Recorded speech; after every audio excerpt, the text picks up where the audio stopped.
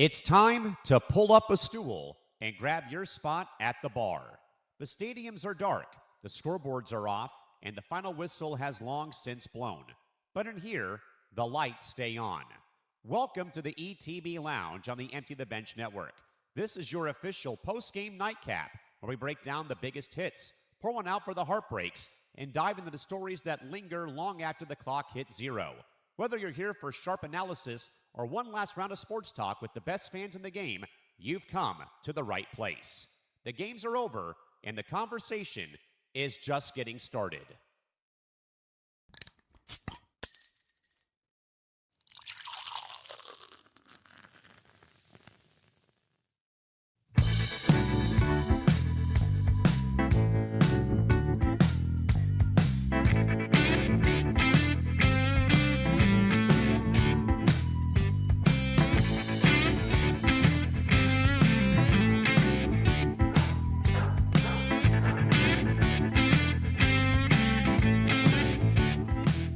Welcome in to the ETB Lounge, everybody.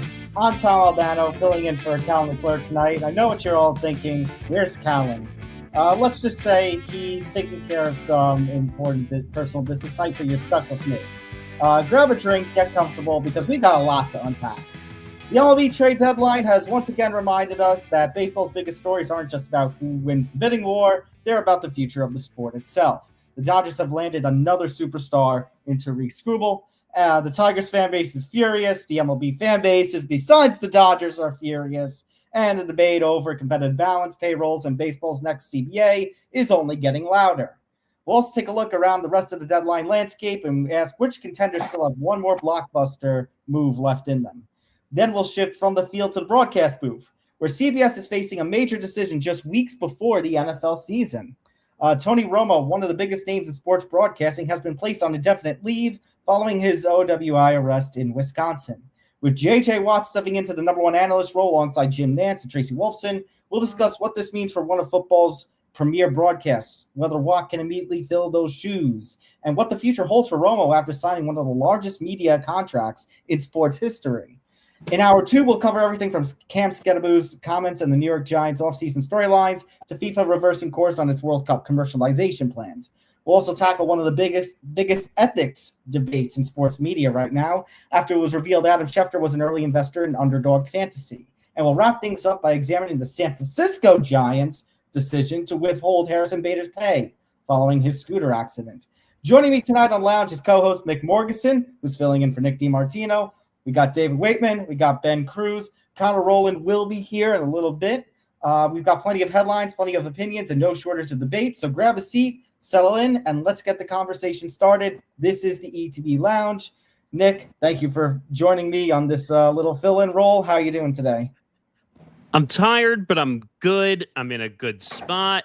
I told everybody a funny story before, which I can't really tell on here, but I'm in a good mood. I got a new job, finally back in the industry again, feeling good. Now I guess we just have to be angry about the world of the Dodgers, which is what else is new. Which I actually find it kind of perfect, that this move breaks and we actually have two names from hitting for the cycle with us on this episode. So David, obviously not a weekly figure, but a near weekly figure around these parts. How are you doing today? Doing good. Overall good weekend. I feel like we got a couple more weeks. It feels like of just baseball only before football kicks in. Thank God. Yeah, seriously. Seriously, it's kind of funny how quickly football season is getting here. And I know there are plenty of people around here who are saying, you know what, considering that. No, I know where you think I'm going with this, Nick. And yes, I was going to go in that direction. But honestly, now that the Dodgers have landed yet another all-star pitcher to their already bolstered rotation, their bolstered roster, it's like, can we just move on to something else already? Because the Dodgers have already won the World Series on August 1st. Yeah, I mean, the Dodgers are the Dodgers. I mean, grass is green, the sky is blue, and water is wet. What else is new? Ben Cruz, how are you doing tonight? I'm doing good. We're playing the Dodgers right now as we speak. We've already taken the first two games. So Can you do us all a favor and just sweep them? I was going to say, we're trying. We're up 6-3 right now. So Well, we won the something for series, me. so I've been shoving it to their faces on Twitter. Good. I love it. Ben, it's something for me and Nick Morgasen, who are Yankee fans, to be rooting for the Red Sox right now just to I see know. the Dodgers after this weekend. I feel dirty just saying that. Ugh. Well, Nick, as I say, sometimes the enemy of my enemy is my friend. Yes. I do agree with that cliche. It's true. And, Yeah. and the Dodgers really are the enemy of baseball. So much we have already seen people. We are already seeing people saying this is worse than the Yankee dynasty of the 90s. Is it bad to say that Yankees and Red Sox fans are on the same page to take down the Dodgers? Mets fans are also united with Yankees fans too. I think there are a lot of fan bases that are pretty much united in this freaking we hate the Dodgers. Durant joined the Warriors. Yeah, seriously. Before we get started with anything, just quick reminder to follow us on social media at ETB Network on Twitter, aka X, Instagram, and TikTok. So that's ETB Network on all the social media platforms. And actually, when we have our name tags displayed, when nothing else is on the bottom, you can actually have our own personal name tags here, where you can follow all of us individually on social media. Of course, youtube.com/ETB Network. Hit that like button, hit the subscribe button, hit the notification bell so you get notified of everything here at the Empty Bench Network, whether it's every edition of the ETB Lounge or Fight IQ or ETB Sports or Hitting for the Cycle or Gridiron Gurus, everything in one place here, youtube.com/ETB Network. And if you are watching to any of the X platforms that we are broadcasting to, we want to shout you guys out too. Hit like, hit repost, hit quote post, share your thoughts, leave comments in your quote posts, and then of course make sure to come to the YouTube home, youtube.com/ETB Network. We just passed 1150 on the subscriber mark, people. And we are over 2,800 watch hours. We are less than 200 away from that magic 3,000. So please go do your part. Go watch. I'm going to sound like an influencer for a second. Like, comment, subscribe, hit the notification bell. Go do what the young kids do and hit that notification bell thing. By the way, we got breaking news for the MLB trade deadline already. The Chicago Cubs are acquiring right-hander Kevin Gausman in a trade with the Toronto Blue Jays. So, any more details? What? So that's a very good move for the Cubs. They've needed pitching. David, did we talk Kevin Gausman on our? I thought we did because I thought that Toronto was going to clean house at the deadline with Springer and him, and among others, Max Scherzer. Yeah. Okay. It's just amazing to me, guys. Yet another year of Blue Jays disappointment. Yet another year where it's just absolute frustration when there's supposed to be this expectation that they're finally going to get it together. Oh, wait. You mean they're... Clown show! Clown show! Clown show! Clown show! Well, I mean, Vlad Jr. has had such a disappointing year this year, among other things. And then, there's just their starting pitching went into the crapper. And, just the World Series hangover. So, yeah, that's pretty much a summary of – that's just pretty much a good summary of everything that's transpired. But let's get right into it, guys. Hour number one. Let's get started. Grab your drinks, grab your snacks, and let's just get right into the sports talk lounge today. And of course, you know what, Nick Morgasen, you know how much I hate the sound, but I'm gonna play it to start this one off.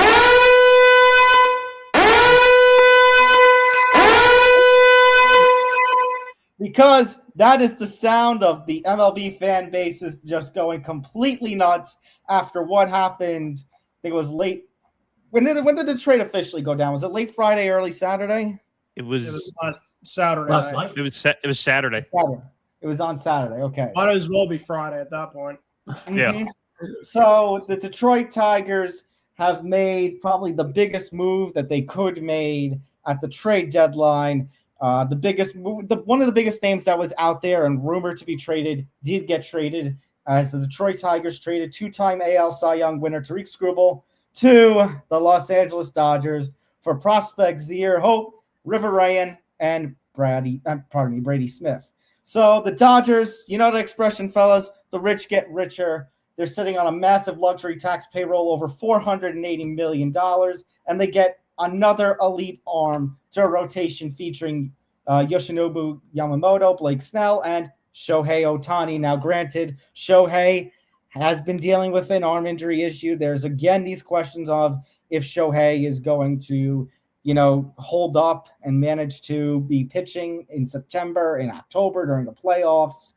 But that's a whole other conversation because Detroit sports radio, social media, MLB social media, they have exploded over the fact that a homegrown generational ace has been traded for prospects, and not even just good prospects, like middle of the road kind of prospects at best, instead of ponying up to extend him, or driving and growing fan cynicism about, not just Detroit, but mid-market teams in general.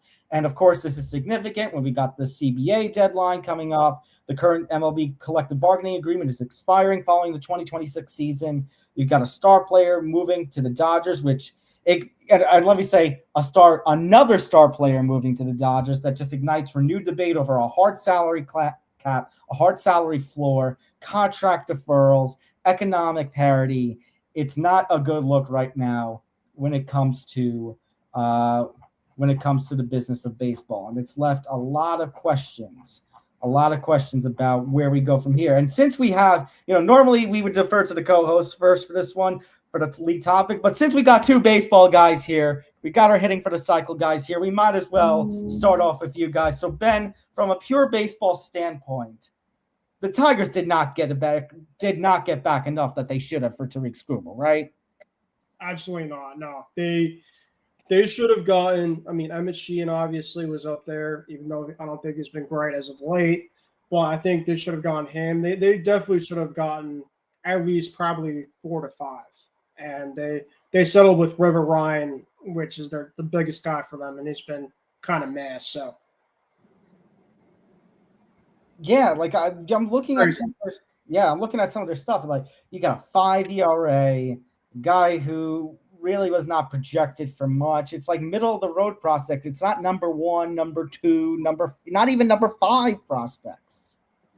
So that's all just baffling. And again, you have another case where a team is not willing to extend a homegrown kind of pitcher, and not just a pitcher, but a pitching ace like Tariq Skubal, who has picked up massive popularity over the last few years simply because of the way that he has performed since getting to the majors. And if Detroit wasn't willing to extend him, maybe this wasn't still the right baseball decision. Now, David, what is the big takeaway from this trade? And is this the type of trade that's going to turn fans away in the smaller markets and mid-major markets? Well, there's a lot here. First of all, Skubal was actually underpaid than the other guy they picked up in Valdez. So that didn't start off that was the beginning of the year. That didn't start off on a good foot. This trade Detroit had to do. They had to, because he wasn't coming back. You got Boris as his agent, so he's going to be the highest paid pitcher more than likely. The other thing too is in this whole thing is that the Dodgers are not the villains in this deal, in this whole thing. They are not, Nick, and I'll tell you why. Milwaukee Brewers have 7 of the top 100 pick. Any of these other teams could have called the Detroit Tigers and said, "We'll give you these prospects, top 10, whatever it is, and we'll take Skubal." The Brewers did this before back in 2008 when they got CC Sabathia. They went for it, and they gave up a ton of prospects. They didn't win it, but they went for it. I don't know why. I mean, Atlanta could have done it. Teams that are in the playoff hunt could have made whatever was, even numerically probably wasn't going to happen. They could have made a deal for Skubal, and they did. And so Detroit, whatever it was, Dodgers said you can't have Dave DePaula, their top prospect. They said he was off the list, but they could have gone with more. But Detroit probably said we want these 3. Zaire is probably the best of the 3 prospects. Corner outfielder, good bat, good speed, the whole thing. So, I mean, I was surprised they didn't get more, but I look at this whole thing with the Dodgers. I mean, you have the assets. They're not the villains in this whole thing. People can say you don't have to like the trade. They're not the villains in this thing. And I'm not a Dodgers fan. I just look at it the way it is. And I said, and I wouldn't be surprised if they made another move for a deadline tomorrow. You're right that the Dodgers aren't necessarily, that they're just doing what they can. I will say, though, this is what was talked about when they acquired Otani and Yamamoto. Yeah, they'll be a strong team for the next decade, but after that, when all the deferments hit, they're going to be a basement dweller. Well, I don't know. I would say one other thing too, and I think we have an incompetent commissioner that's running Major League Baseball right now. If you look at, and this is a completely different example, apples and oranges, but just to make a point, when the Hornets were in bankruptcy and Adam Silver and the NBA were trying to figure out what was going to happen with the Hornets, do you remember that the Lakers tried to step up and trade for Chris Paul? Yep. Mm-hmm. And at the time, and I don't understand this, at the time they were technically run by the NBA because they did not have an owner at that point because they basically went bankrupt by the ownership. I remember when the trade got kiboshed and there was a press conference with Stern explaining everything that happened. And so there was a reporter that pointed out, now, wait a minute, because the NBA, owns the New Orleans franchise, basically you're the one who gets to make the decision. And I had a problem with it then, and I still have a problem with it to this day.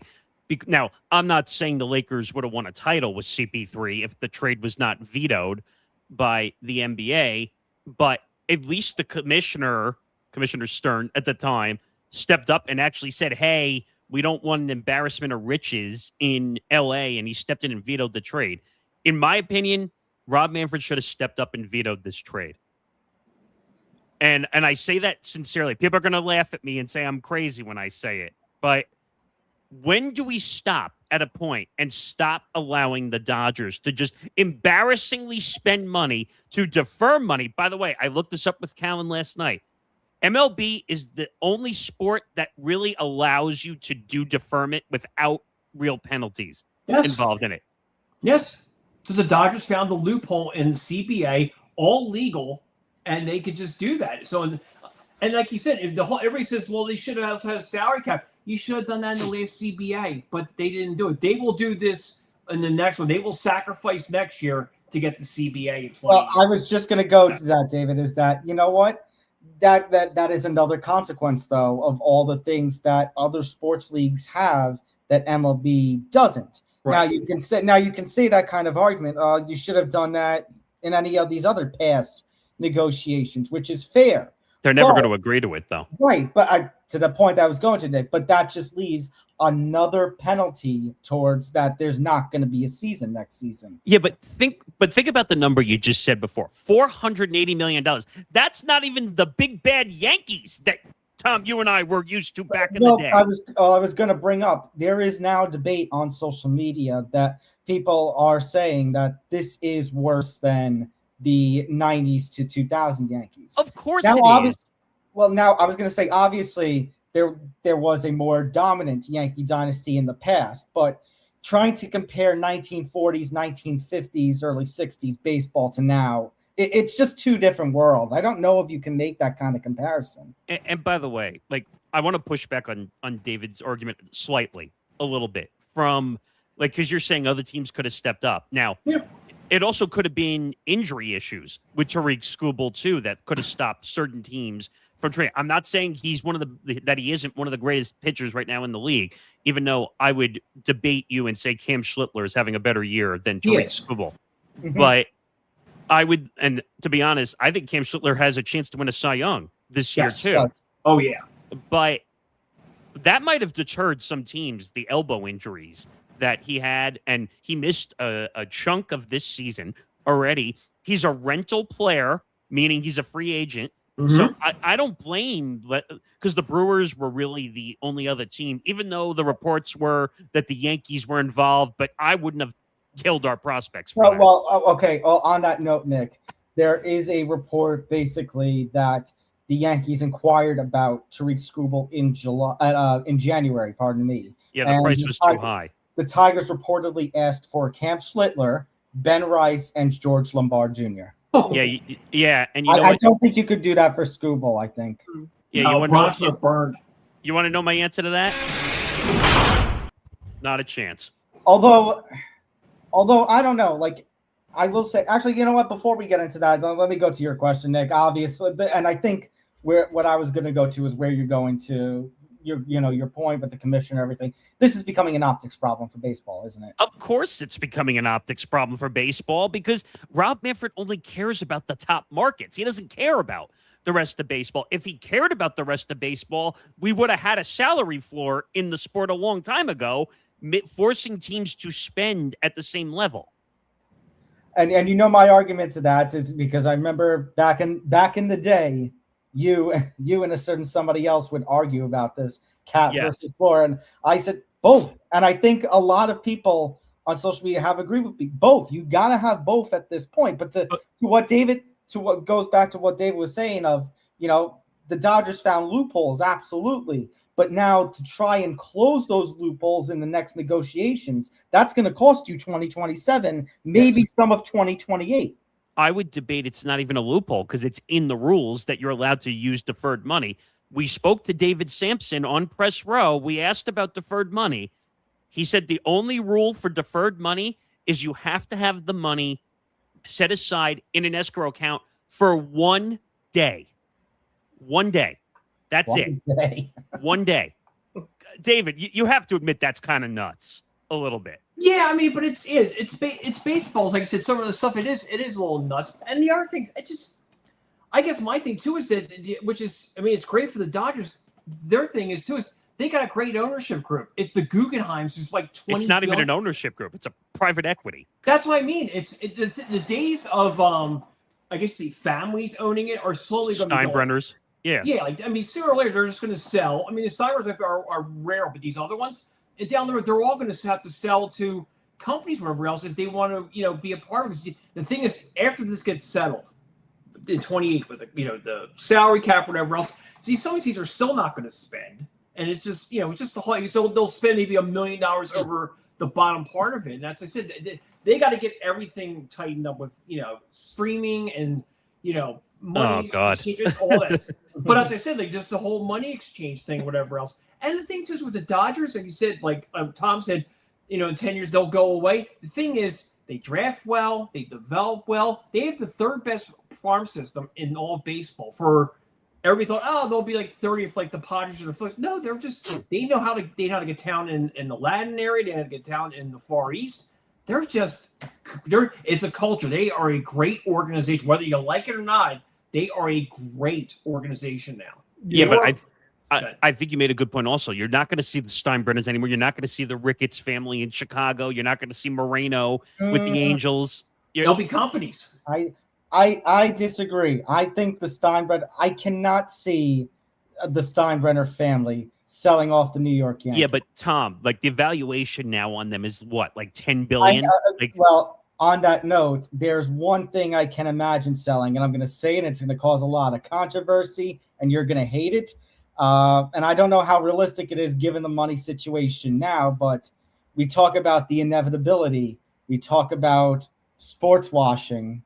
Yes. Oh, well, you're talking about the whole thing that happened in Saudi Arabia with tell me you cannot see the Saudi Public Interest Fund, if they had the money, looking into if they wanted to get into baseball, they would make an offer to purchase the Yankees. Okay, so your theory is actually well thought out. Here's the one problem, which is they just got out of the live golf business. They're moving. No, I'm saying you're right. Yeah. You're right in that, it's that's why I said it's probably not going to happen given everything that's happened with that fund. But if they wanted to get into baseball, the one team they would target would be the Yankees. Yeah, but here's the problem. I don't think Major League Baseball is going to want to deal with the backlash of Saudi Arabia. I agree. I'm not saying that it's going to happen, but if there was a way for them to target, they would target the Yankees, and that would cause even more of a controversy, even more of a spur. Not to flip sports, but look what happened with Michael Lombardi with UNC. He was traveling overseas to Saudi Arabia to try to get money from there, and now he's probably going to lose his job over some of this stuff now. And just real quick, Tom, the other thing, when it comes to the Yankees, and I know we're just bouncing around here, the thing too is that Hal Steinbrenner's kid, the question I ask, is he interested in being an owner? The only reason why I say that is way back when the Redskins, when they were called the Redskins, Jack Kent Cooke's kids, as soon as he died, the kids were like, we have no interest in football. We're selling and getting out. Look what happened to the Seahawks. Look what happened to the Trailblazers. Right. I mean, look at that family. They had to sell because. Well, I mean, you're already having a debate about Hal himself. Like, is he trying to be a true owner, winning championships, or is he just using the Yankees for profit? Oh, he's using them for profit. Like, because you keep raising prices, you keep doing all this stuff. I mean, Tom, you and I have had this debate forever. The average family of 4 can't afford to go to a baseball game anymore. No, they just can't. I think I looked it up the other day. Like the average is like $350 to $400 at the lowest to go to a baseball game, and that's not even sitting all the way down low by the field. That's like up there. Yeah, and it's going to be an interesting problem if there is no 2027 season when owners are out on money and players are out on money, and then you're going to try to convince the family of 4. Hey, here are all these massive ticket prices. We need you to come to the game so that way we can make up all this lost revenue. I don't know that's going to happen. Do we have a 1994 situation on our hands again where I think so. Where baseball was on a momentum high, the strike killed it, and that they had to rebuild after all that? I think here's the deal. Baseball was actually on a high momentum, like really building, even though I'm not a fan of the Netflix stuff and all that stuff. But if they lose a full season of baseball, it is going to kill them financially, and it's going to kill the fan base for baseball. Well, that's the one thing. I forget, maybe it was a year or so ago. Major League Baseball and the owners must have saw this coming. They gave them a $2 billion, with a B, war chest. So it's like, here, guys, you each get about $200 million. Put this away for 27 because probably we're not going to be playing baseball. Yeah, but how often do you see that? That's almost like they were telling you right then and there there was going to be a lockout. Well, when they said they talked way back when they did the last contract, both sides hated the deal, but they did the deal. Well, yeah, because they didn't want to sacrifice the whole season. That's why. Yeah. So this was brewing for 6-7 years, where you want to call it back or whatever it was. So yeah, this is just going to be the powder keg, and then just like you said, Ariel put the schedules out and stuff. But yeah, Ariel's just like dream on with that stuff. But yeah, that was laughable. Like David, you and I were talking about it in the Slack. All of a sudden, the schedule drops for 2027, and I'm like, wait a minute, we don't even know if we're going to have a damn season, for crying out loud. Yeah. I mean, everything's okay. Everything is okay. Pay no attention to the dumpster fire behind the curtain. I mean, how many hosts? I think Dan Patrick and some of these others already said, I don't see one pitch happening in 27. Like, I don't. I don't see it at all. I've been seeing it at the Bend. Yeah, I mean, I don't know. Find stuff to do in 27, people, because it's not going to happen probably. It'll be NBA. Go ahead, Ben. I said start learning new hobbies. There's plenty of hobbies out there. Golf. Ben, I think it's gonna be frustrating to you because you go to a lot of Red Sox games. I sure do. Yep. So I think you're gonna hate it the most out of all of us. I think. Yeah. See, I've been through 2 of them. The 94 one, the 81 was 50 days. That was half that. That was the thing was so bad they cut the season in 2. So you had a first half winner and you had a second half winner. And the thing that was crazy about that, the Reds had the best record in baseball, and they didn't even make the playoffs. Well, think about 94 also. Remember the Yankees? That was the 1 year Don Mattingly had a chance to win a World Series. The Yankees, that was the 1 year the Expos had a chance to make the World Series. 74 and 40. Yeah. Matt Williams had a chance to break Maris's record. Imagine if the Expos actually performed the way that they were performing in 94. There was no strike, and they end up reaching, if not winning, the World Series. Maybe we're talking about the Expos living a little longer than 2004. And the crazy thing about that 94 team, the following spring in 95, they traded all their outfield. Yep. Moises Alou, Marquis Carissimo won a title with the Braves, and Larry Walker. And Nick, imagine if those outfielders don't get traded. We're talking a totally different history. Right. Oh. And I know it's fallacy of a predetermined outcome, but again, Nick, that's why I said at least a little longer. I don't know if they would still exist today, given some of the issues that they had later on in Montreal, but I think they could have at least bought themselves a little time. I think the only difference would have been another 2 or 3 years, I think, maybe at most. Right, David, or no? No, they had, think about that. They had a young Pedro, I mean, young Patriot. They just got from the Dodgers. They had John Wetland. They had that. You look at that roster. They were young and they were on the rise. They would have had. And then, like you said, if you win there and up there, and everything else, who knows what happens? I mean, in terms of, I know sometimes the Canadian dollar is in the crapper, but maybe they would have finally gotten a new stadium up there. Whatever that was talked about, but it was that whole thing was the slow death of baseball in Montreal. Besides the fact, also they had a horrible owner in Loria. Do you think, though, this could delay the situation in Vegas, though, if they go on a lockout? Delay in what way? Just like getting everything all completed and everything. No, they'll build the stadium. You got to remember, too, their owner is a multi-billionaire. He owns Levi's. Yeah, but John Fisher's not exactly the greatest owner of all time. He's not, but he's also invested in that team in terms of, like, he did spend money and sign guys. I mean, granted, you could also trade them all this winter, but no, I think what you'll see is when this settles, they're out of Sacramento. They're going right to Vegas. And that's another one, too. But real quick, I wouldn't be surprised. Fisher sells it to TKO. Oh, God. Why not? Oh, God. I don't know if they can do that, though, because it would have to be owned. Well, legally, people would have to own it on paper. But David, I just say that because I do freelance MMA, so I'm already dealing with TKO so much. Or you go to Dana White, he gets a group.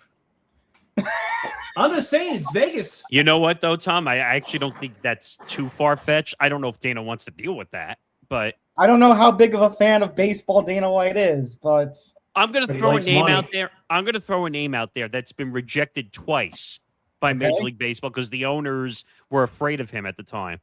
What? Mark Cuban. Well, Mark Cuban's not part of the A's. I knew you were going there. Well, Cuban's, doesn't he own part of the A's? Well, he just bought into that group that has Chan-Ho Park and Suga from. But where you're going, you think Cuban? You want him to be a majority owner? I want Mark Cuban to be a majority owner. Like he got rejected for the Cubs when the Ricketts family bought them. He got rejected by the Mets or by the owners for the Mets, and that's how we ended up with Steve Cohen. Like Mark Cuban would kick the asses of all those guys. And then he also was asked to do the Pirates, and he goes, "Why would I invest in the Pirates?" Like he knew that because he's the hometown. He knew how bad the Pittsburgh. There's no value in the Pirates. Sorry, Nate, but there's no value in the Pirates. There really isn't. It's a low market team. It's a shame Sorry, Nate. That, but they're one of many. Cincinnati and Tampa Bay, and so. The only thing that's of value right now for them is why am I forgetting his name all of a sudden? The pitcher.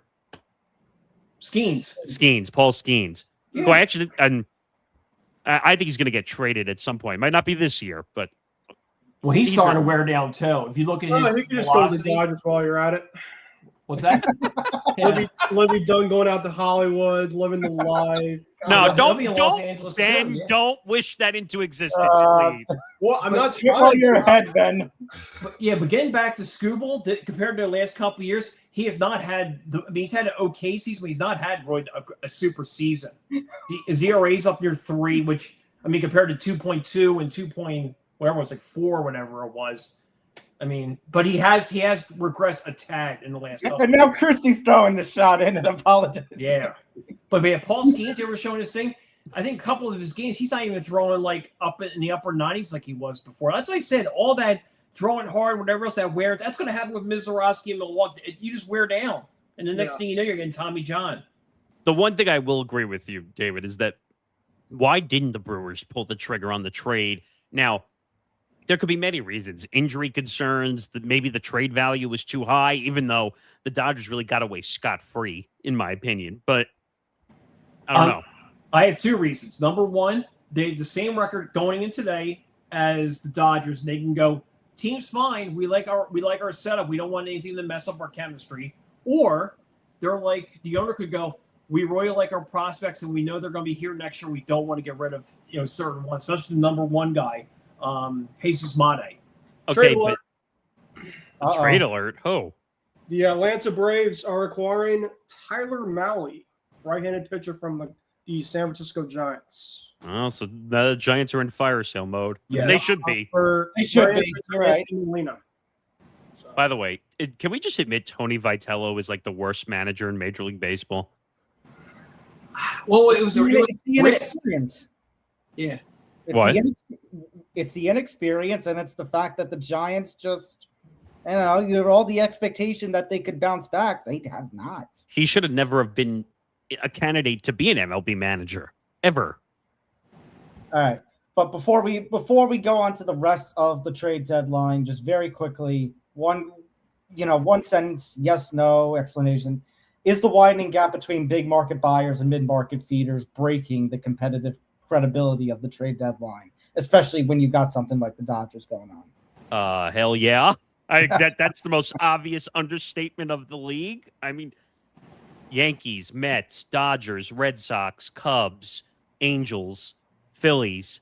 You have, 7 or 8 teams that are on the top, and everybody else is bottom feeding to the bottom of the league. Hey, Nick, you mentioned the Angels. Are you okay with that one? No. Well, because of the market. Oh, okay. I'm talking strictly market. Big city, big market. Yeah. Okay. Artie Moreno is a league of his own. Yeah, no pun intended either. But yeah, no. I'm talking strictly market because I think that's what Tom was referring to. Strictly market. But after those teams, to be honest, I don't know if Rob Manfred could give 2 craps about everybody else under those teams because those 7 or 8 teams are making the money for Major League Baseball at this rate. Think about.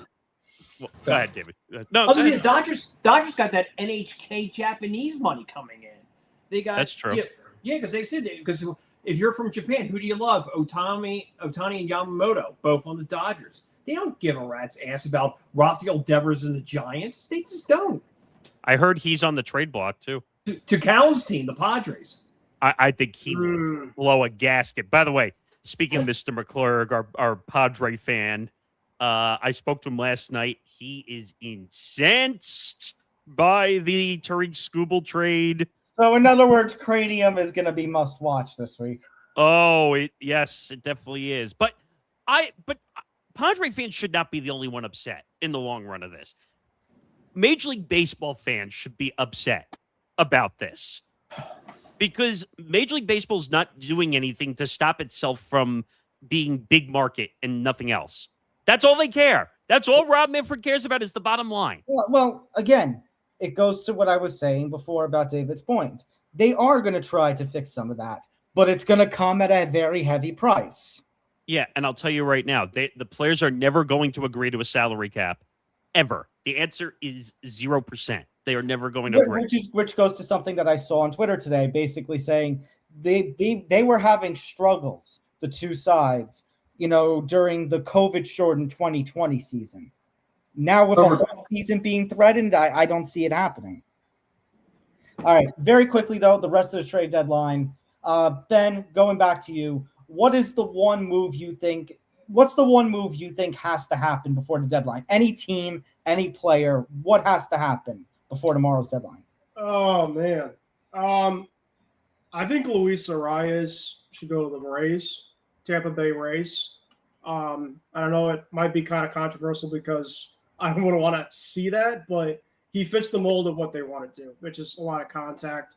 Get the table setter guy in front of Junior Caminero and Yandy Diaz. It's just a perfect fit. So to me, that's at least the move there. And then, of course, I'll do my move after you guys.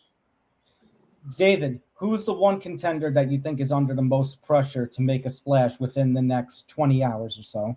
Simple, the Milwaukee Brewers. If every team, with the exception of them, are making moves, even like you said, Atlanta got Lane Thomas. It's about, like you said, it's marginal of a move and he still made a move. Milwaukee are there. As I said, you've never won a world title. You've come close one time in 1982. That's it. You got to make a move. Whatever it may be, position player, bullpen guy, got to make a move. Nick, one or two teams you think that are being too prospect protective that tomorrow they need to give a little? You're saying teams that need to trade? That need to trade, that normally have this prospect protective reputation that it's like, if you want to make a splash tomorrow, you got to give a little. The Brewers, like David said, I agree. Like the Brewers need to trade. They blew a huge opportunity. If they had overpaid, they would have gotten Tariq Skubal. Let's just put it in that regard. But maybe, like I said, maybe injury concerns was a worry. Maybe that, like I said, he was a rental, maybe was a huge concern to some of these teams. We heard reports that Philadelphia was in on Tariq Skubal. It didn't happen. I think the Phillies need to make trades in a massive way, too. I think they're in trouble, to be honest. I think their pitching is struggling. They're not hitting consistently. I mean, But they have nobody in the treasure chest. That's their problem because they're they're I think they're like almost in last when it comes to their farm system. Almost. 29th.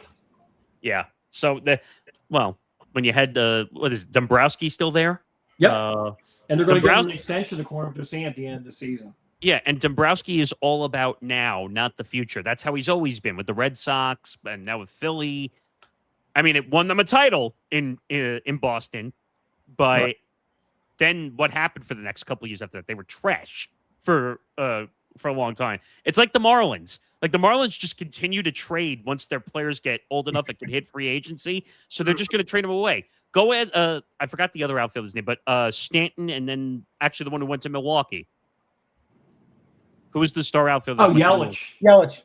Which, by the way, completely fell off the map once he went to Milwaukee. The back end. Yeah, he hasn't done much. By the way, you were talking about the Marlins are looking now to trade Kyle Stowers, who they just got a year or two ago. That's what I mean. We could talk about this, and I'll be brief on this, like we were talking before the show, me and Nick, about Garcia Jr. from the Nats, who was you thought one of their future young guys. They traded him to the Yankees. It's like, how do you build a fan? I'll give you another example, familiar to the AL East over here. The Orioles, all of a sudden looking to move Adley Rutschman. Now, we don't know if that's going to happen, considering that Adley is just coming back from the IL. That IL stint might have cost them a little bit. And by the way, the top three teams for him, the Yankees, the Rays, and the Red Sox. But again, this goes to my point. Like Marias. Right, but again, with the whole idea with the Orioles, that just a couple of years ago, they were looking like, hey, they have these guys, Gunnar Henderson as well, that they were looking to be, what they were or what they were looked like they were becoming in the 2010s to lead the whole division. And now all of a sudden they're going to sell off these guys again. Yeah, well, like I said before, if Rob Manfred would have balls and reject some of these trades, then it wouldn't happen. Again, I think that goes to a problem that we have talked about, that Hating for the Cycle has talked about. It's a matter of some of these mid-market or small owners who are taking all this money that they get from the tax thresholds revenue, and they're just pocketing it. They're not actually doing anything with it. Well, that's happening.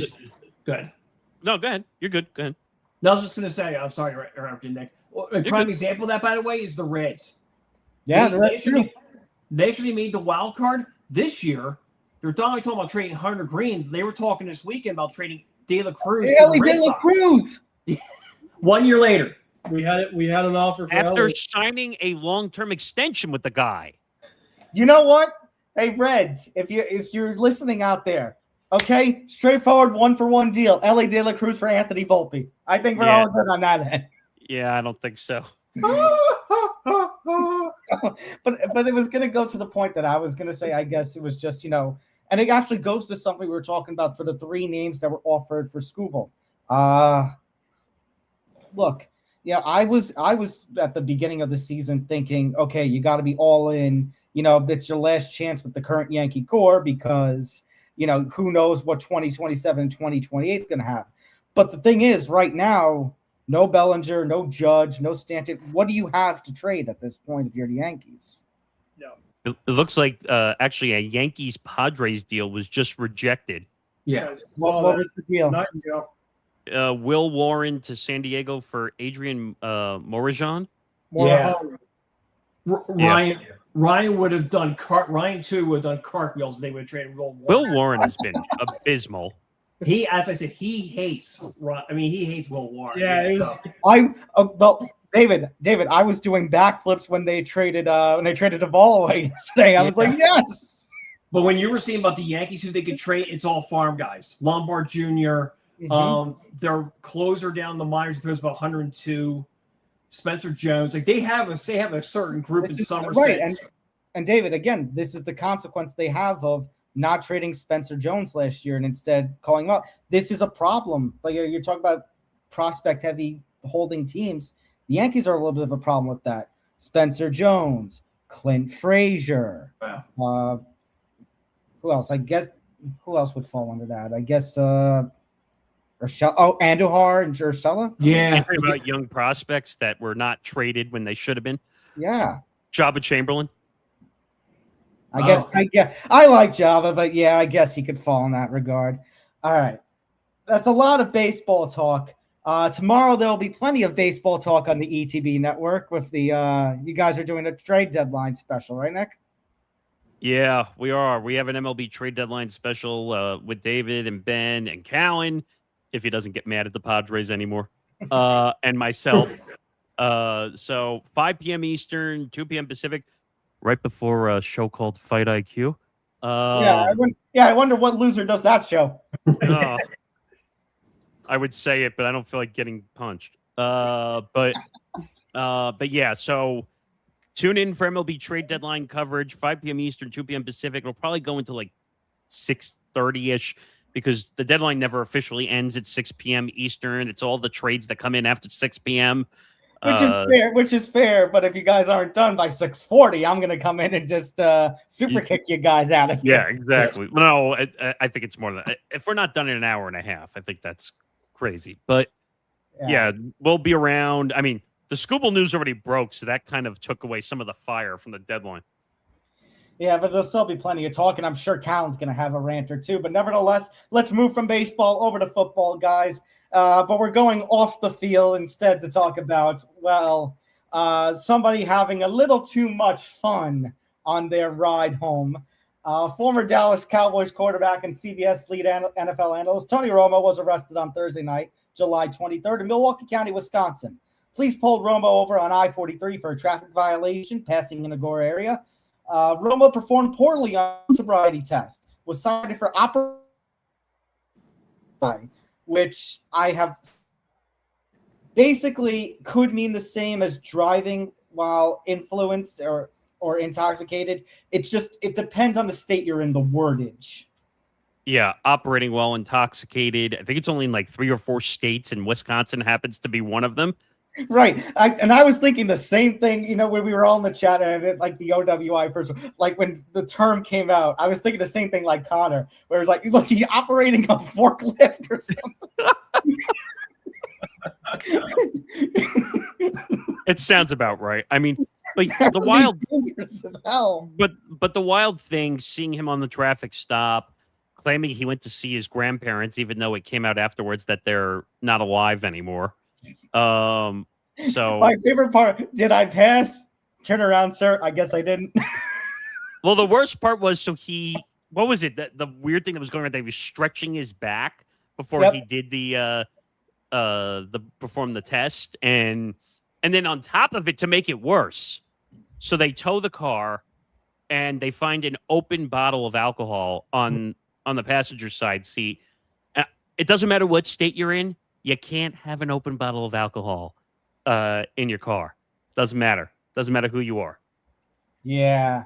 So CBS Sports placed him on indefinite leave. JJ Watt is going to get the promotion and sit alongside Jim Nance and Tracy Wolfson in the lead broadcast booth.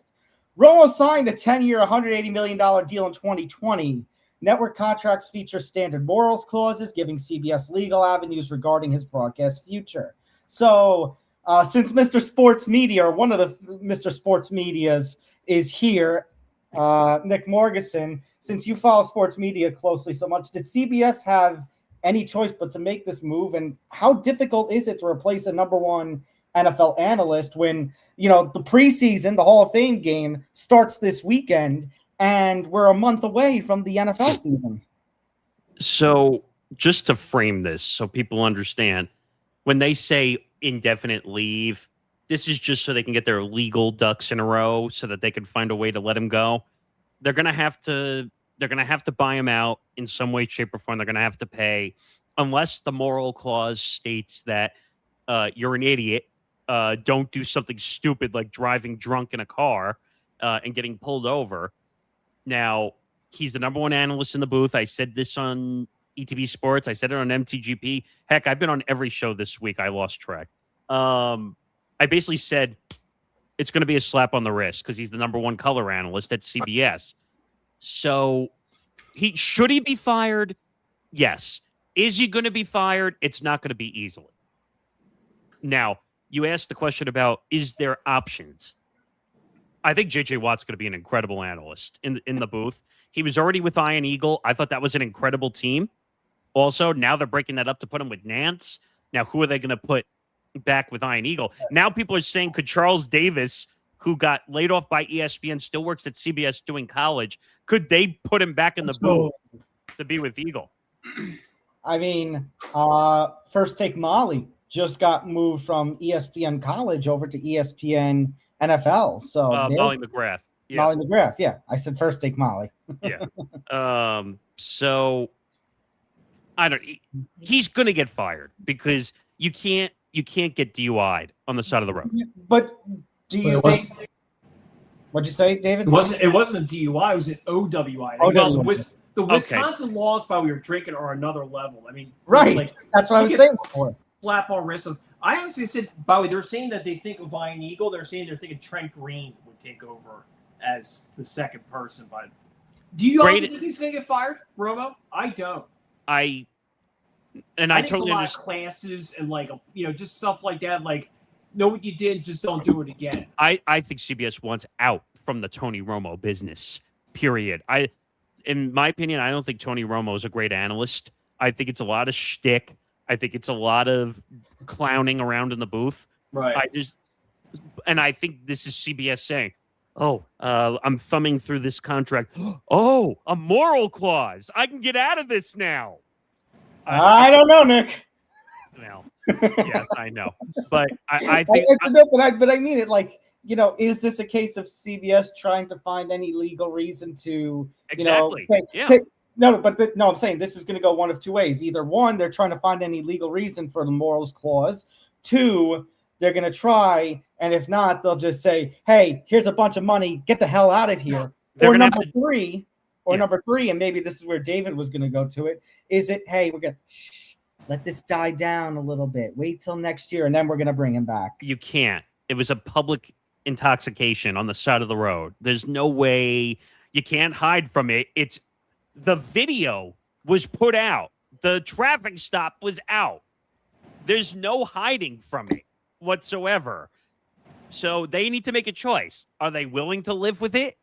To the point where everyone's just going to clown Tony Romo in the booth? Or are they going to replace? Now, CBS doesn't have a big roster of color analysts. I think that's a problem too.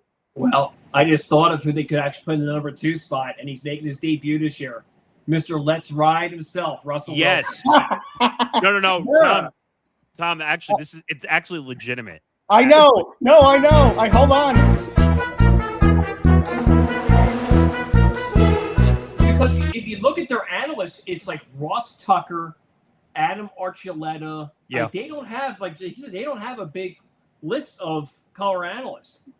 It's not a healthy roster. I'll put it that far. Like they're going to have to dig deep because you can't really make a splashy hire at this point outside of the company with the season being this close with the Hall of Fame game in a week or two from now. Yeah, this coming days from now. Thursday. I don't know who has the Hall of Fame game. Is it NFL Network? Panthers and Cardinals. I know it because I said it on Gurus on Friday. But what network has it? I think it's NBC, Nick. I think it's NBC and Peacock. Okay. I think Tom's right. Yeah. Okay, so they don't have to worry about that game, but it's going to be interesting to see just kind of they don't have a primetime game anymore, so they don't have to worry about that. I mean, but again, unless there's somebody available from these ESPN layoffs that doesn't have a non-compete that's ready to go. But who? Yeah, but who? No. That I think Russell. I don't know. I don't know. I'm just giving. Yeah, Are you throwing Ryan Clark in there? Is it no experience? I'm just saying, well, I would say, but Ryan Clark's a former player, which is always going to get the benefit of the doubt. And I'll give you this. I'll counter this. If you're going to Russell Wilson, you guys were just talking about, he was supposed to be in the studio, and now he may head to the booth with something like this. If that happens, you could take somebody like a Clark or somebody else and throw him in studio on NFL Today instead. No, Well, absolutely. He could be a host. He's like a 3-time Emmy Award winner also as a host.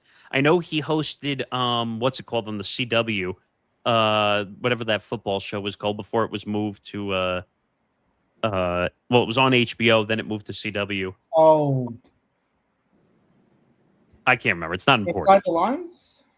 No. No, it's not important. But my point is that I don't think anyone's taking a chance on Ryan Clark right now at all, just because of all the damage surrounded. Now, All-American. yes, that's it. I think he could be on a studio show. I don't think you're going to see Ryan Clark in a booth. No, inside the NFL. Inside the NFL. Inside the NFL. Yeah, he just right. yeah. But I don't know. I agree with David. I think Russell Wilson will get some reps in the booth. They're going to go with J.J. Watt with Jim Nantz to start the season, which they already announced. But would I be surprised eventually if Russ gets some reps? I think Russ could be really good in the booth, actually. I think he knows his football. Think about it. Tom Brady was awful in the booth to start. Awful. Flat out. I agree. Flat out awful. Like, it was embarrassing for the first year. But I think as he's been a lot better. No. I was going to say he made a huge turnaround. He's quality. I never doubted that Tom Brady could be a good analyst. No, it was first time nerves, basically. First time nerves, the inexperience of it. It just took getting comfortable and getting used to it. The one difference I think between Russ and Brady, I don't know if Russ can talk openly and honestly during a broadcast, like being like mean, like opinionated. Oh. That's going to be a problem. Tom Brady had that issue in year one. He didn't want to piss people off. Yeah. Think about Troy Aikman. That's why Troy Aikman is so valuable in a lot of regards, because he's not afraid of pissing people off in the booth. Yep. You know who would have been a really good one, but he just signed with Fox, would have been Drew Brees. There's not. Would I be surprised if CBS made a phone call and said, "We'll throw a little more money your way if you come be in our number 2 booth"? Well, he's at Fox right now. I think he just No. I'm saying, do you think CBS would call and say, "We'll give you more money than Fox"? To change your mind, basically. To change your mind. No, I think he's probably fine. I always have my worst nightmares about that. Even like next year, I always thought like who they would hire, and he would have to retire. I wouldn't be surprised if CBS tried to hire when he's retired Travis Kelce. Some people were. Go ahead. I was saying that's what I'm thinking. Somebody in the Kelce family. I really do believe that. The Kelces are getting broadcast deals once they're both. Well, done. Jason Kelce's already has a deal with ESPN. So now, when Travis retires, it's not going to be that long before he gets one. I think it's another year or two, maybe after this year, to be honest, because he's like a shell of his former self. I think this is Travis's last season. Well, did you see him at training camp already this year? It looks like he's been enjoying the pasta and some other. Because he's been on his honeymoon with Taylor. So of course he's overweight. I'm going to make a bold prediction for Travis Kelce. I see him ending up at ESPN with Jason Kelce, and I see them find a way to take their podcast and make it a second version of the McAfee show. I see them taking that in and finding a way to think about it. Their numbers have been nuts. Yeah, and ESPN needs more than just the Pat McAfee show and First Take. I mean, you saw the joke where they just listed everything else? Yes, yes. Just Stephen A. Smith and Pat McAfee. But I see that happening. I think the Kelce brothers are going to be at ESPN, and I could see them taking on the licensing rights like they did for McAfee. But yeah, that's fair. I think Russ is going to get a chance. I think Watt remains at number 1, and then I think Russ ends up with Iron Eagle in the second booth. All right, just very quickly, David, do you think J.J. Watt is ready for the number 1 chair immediately? Yeah, I think like you said, the options are very scarce in general, but I didn't think he was bad last year when he did the gig. I think, like you said, I think he'll fit in fine. It'll just be, don't do anything stupid when you're off the mic in terms of like, meaning like drinking and driving, among other things. I mean, I'll throw one more at you. What about Kyle Long and Chris Long? I don't see Chris Long. Chris Long's got like little kids too. I think he wants to be just. I think he has a podcast, which is pretty successful. He does. Green Light Pod. Podcasting more. Actually, it's funny because I know the person who produces that show. So I actually know them well. So, but I don't know. Well, it's going to be interesting. Watt will be number one. I think that they're going to announce at a certain point that he's going to be the permanent number one and Romo's going to be out. I think eventually that's what's going to happen. Okay. All right. We'll have to see. Well, speaking of all this football, looking at your weekend radar, there's a massive storm system brewing, and it's bringing a heavy downfall of sharp picks and cold, hard spreads. Forget the boring old-school pregame coverage. This isn't your granddaddy's regular NFL talk show. You need the ultimate weekend outlook before you lay down a single dollar, and that means tuning into the football forecast on the Empty the Bench Network. Lead meteorologist and football insider Johnny Montalbano and the entire ETB football crew break down every matchup on the board. From high-pressure defense to low-temperature upset alerts, they're delivering a 100% chance of high-value picks against the spread. Don't get caught in the rain on Sunday. Catch the football forecast every Friday during the NFL season at 7 p.m. Eastern, 4 p.m. Pacific, right here on the Empty the Bench Network. Get your forecast, track the lines, and weather the storm all weekend long, only on the Empty the Bench Network. Make sure to subscribe to our YouTube channel, youtube.com/ETB Network. That's the football forecast coming Friday, September 11th. I don't think there was enough weather references in that live read. Which is funny because there aren't too many weather references in our show, point blank. That's true. You know what? Quick story behind that for a second. So for people who have been around and listened to our show for, forecast, how many years has it been? Just overall, forget the titles for a second. 3, 4, 5. I don't know. I lost track. I think like 4 or 5 years now. The original name was Football Friday, off that cliche, because everyone would make their picks on Friday. All the radio shows would make their picks on Friday. And then we realized when the schedule got all effed up that Football Friday was like airing on Tuesday and Wednesday, and it didn't work. Special edition. So that's kind of where the football forecast was kind of born, to have a new name, so that because we're going to be moving the show a lot, considering with all the international crap going on this upcoming season. Well, not even that. But now Christmas Eve is going to be on a Thursday, so that's going to have a game, and then Christmas Day will have games. New Year's Eve is going to have a game. Thanksgiving Eve now has a game. Where's that sound I'm looking for? That one. Yeah. We're going to have football every day of the week soon, gentlemen. I mean, when we had COVID, we had a game every single day of the week. Yeah, when the random COVID delays. So we're going to have a Tuesday night football, a Wednesday night football. They basically, if you look at a certain point, I think it's like October, late October, in November, for like 8 weeks straight, there is football on every single day with both pro and college. Don't you worry, you'll hear about the college football show later. Yeah, but I'm just saying, like, football every day, there is, and you get later in the year every day. Crazy. I don't know, man, but I'm looking forward to it. Football forecast live the entire season, an hour later, due to unnecessary wagers. Our betting show being at 5 p.m. Eastern, but, and this is going to sound nerdy from my media perspective, but 7 p.m. and later has been a good time slot for us. Everything later has been unbelievable, and I think we have 280 viewers right now. So yeah, so I think the later times are good. It's good for the West Coast because they can tune in right after work. But there's new rules. I'll tease you on one rule because we're going to do a video on it. Our new locks of the week are now going to be survivor locks this upcoming season. Meaning, if you miss your lock, that team goes bye-bye for you. Yeah, so if, say, you pick the Jets, and I don't know why you would do that, but if you pick the Jets and they win, you can keep going on that streak for as long as you want, and then when they lose, it's over. You can't pick that team anymore for the rest of the season. Don't worry, Nick. I have an idea. You can't pick the Jets anymore. How about you pick the Steelers?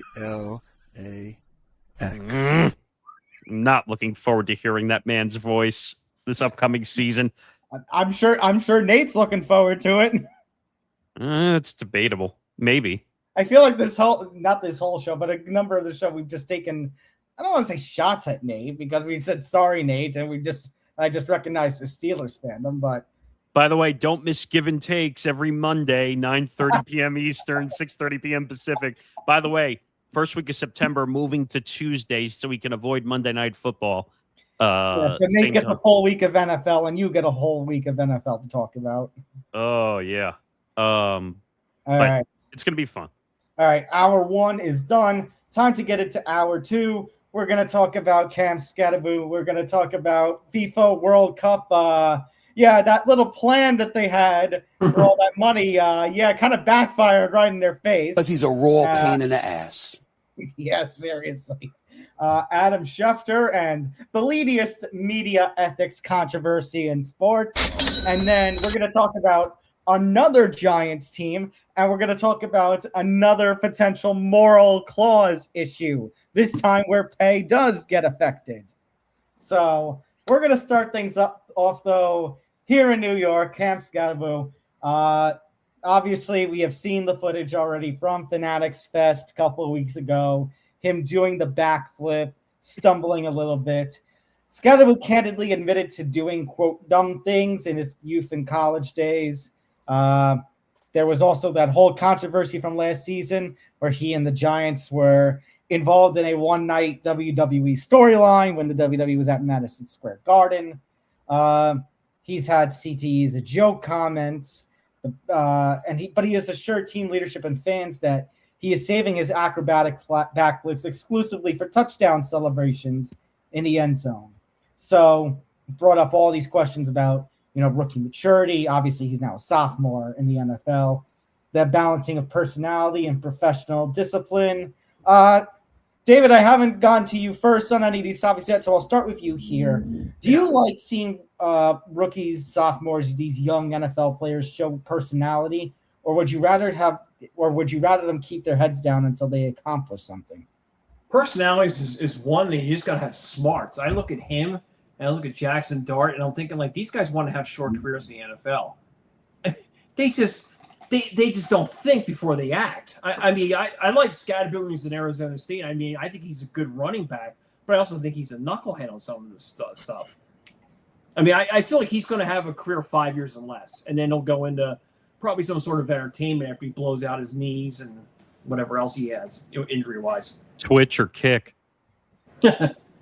Well, or Nick, WWE, exactly. Yeah. Well, Nick, on that note, obviously, of the two of us, I'm the Giants fan, and you are the fan of the team across town, somewhat. But so I'm not going to ask you a Giants-specific question in terms of veterans. However, obviously, the big news surrounding the Giants heading into this NFL season, you've got a new head coach in John Harbaugh. And something I'm going to bring up when we do the NFL previews starting late this month, next month, and then going into football forecasts, it's a new era of Mara and Tisch, because the old Steve Tisch was forced out because of certain the scandal. Reports. Yeah. Yeah. And then John Mara's been dealing with his illnesses, so Chris Mara is in charge. So it's a new era of Mara Tisch, a new head coach. Do you think these changes in leadership and the reputation of somebody like a John Harbaugh, do you think that they have, obviously they have the responsibility, but do you think they possess the ability to make sure that young players like a Skattebo don't become their worst enemy? Do you think that some of this, some of the youth that you're seeing around the Giants can be molded for the better with somebody like Harbaugh in charge?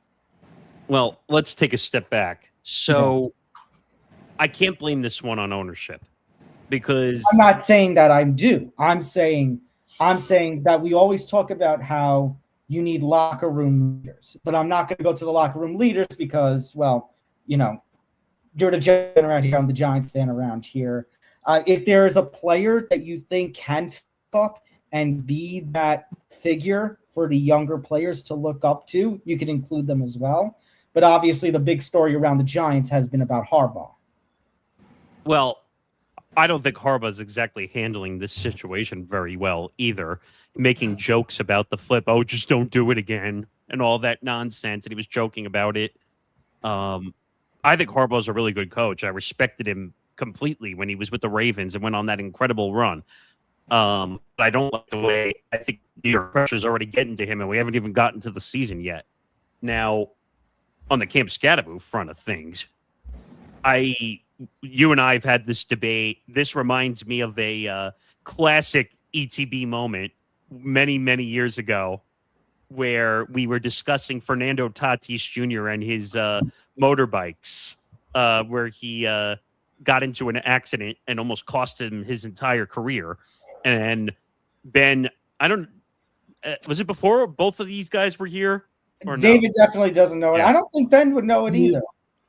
So there was a moment on ETB Sports where I came out and basically said after the accident that Fernando Tatis Jr. should have been cut and had his contract basically ripped up for pulling an Aaron Boone, essentially, but worse in that situation. And it was I can laugh about this now when I look back at it. Because Tom went off on me and you're stupid. You're stupid. And I laugh about it now. But I still stand behind that moment. And Callan and I actually talked about it a couple of weeks ago. He said I would have not been shocked if his contract got ripped up and thrown away. Now, I think Cam Skattebo is a much dumber individual than Fernando Tatis Jr. is, because the flip, can you imagine if the headline after Fanatics Fest said Cam Skattebo done for the season for doing backflip at Fanatics Fest? Oh, the outrage would be insane. Yeah. Well, Go ahead, David. he loses money. Lose your contract. No, but I'm talking about from the standpoint of like fans. Well, and the fan base.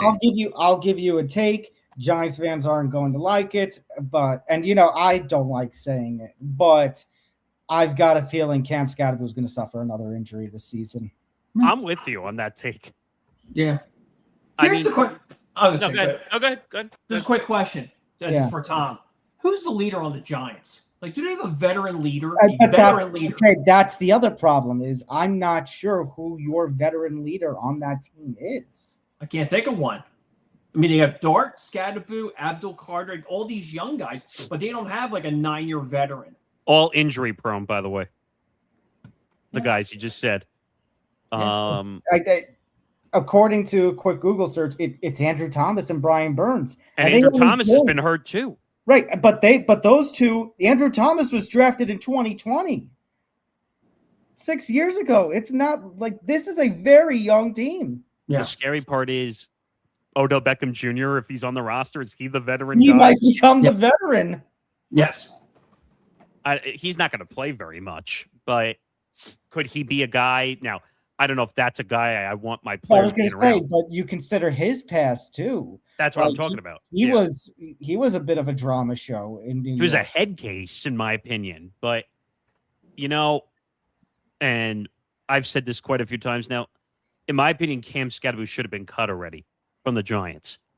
And the reason I say it is he's had way too many chances already. I think he's already past strike 3 already with some of the stuff between the backflip, between insulting families who've had to deal with CTE, calling CTE a joke, and then to come out and say, "Oh, I didn't mean it." You already did the damage already to those families who had to deal with it. Yeah, I don't know. So in response to that, Nick, they're just listing all the different, I guess, strikes, if you will. The WWE one, I can't really blame him so much because he wasn't the only one that was involved. There were multiple Giants. I agree. There. And honestly, it goes back to the video I had made of that week saying, for the Giants, it was the highlight of the season at that point when they were 2-9. The one issue I do have is that he's rolling around on that one knee device or whatever. And Liam and Nick D both ripped me a new one saying that they don't see a problem with him, even if it's written into a script. What happens if he got hurt in that moment? What happens if he gets hurt? The season's over already, even though it was. But I was gonna say, I don't know if it can necessarily. That's the point that I was making. It was November 10th. They were already 2-9. The season was done. But what happens if he damaged himself further doing that? That rolls into next year. Again, well, this was going to be the point that I was going to go to about, where his injury and how a potential injury this year, how it affects the Giants. I think it also comes down to how many options you have. And, the latest report, suddenly now Neighbors might be ready for week 1.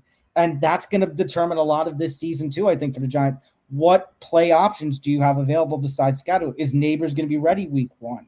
If Neighbors isn't ready, who do you have for Jackson Dart to use as runners or as catchers?